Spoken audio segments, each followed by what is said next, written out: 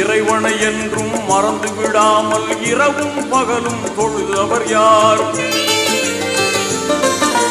இறைவனை என்றும் மறந்து விடாமல் இரவும் பகலும் தொழுதவர் யார்?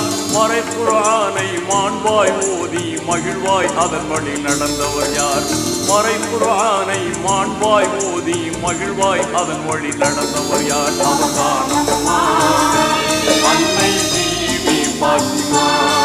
அவர்தான் அம்மா அன்னை பீவி பாத்திமா.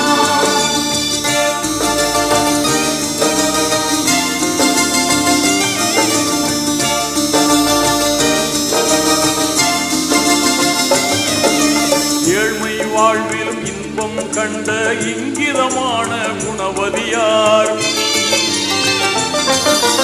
ஏழ்மை வாழ்விலும் இன்பம் கண்ட இங்கிதமான